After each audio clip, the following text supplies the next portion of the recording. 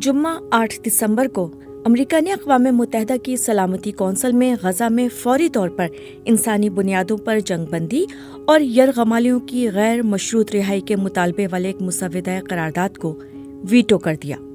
Veto करते हुए अक़वाम मुत्तहिदा में अमरीकी एलची रॉबर्ट वुड ने गजा के साथ इजरायली सरहदों को हमारी सरहदें और इजरायली अवाम को हमारे लोग कहा।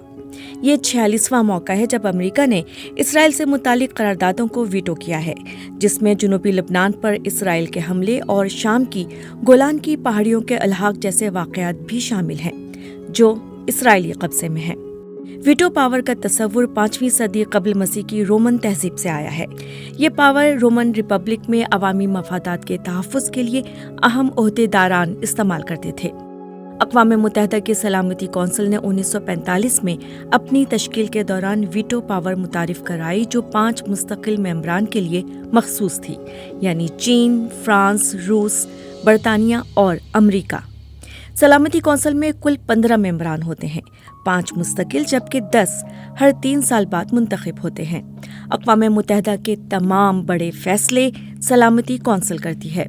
किसी एक मुस्तकिल मेंबर की तरफ से एक वीटो किसी भी करारदाद की मंजूरी को रोक सकता है, ताहम जरूरत से ज्यादा वीटो इत्तेफाक राय में रुकावट बनते हैं। अक़वाम मुत्तहिदा की सलामती कौंसिल इस बात को यकीनी बनाती है कि वीटो कौंसिल को किसी मौजू पर गौर करने से मुकम्मल तौर पर रोक नहीं सकता।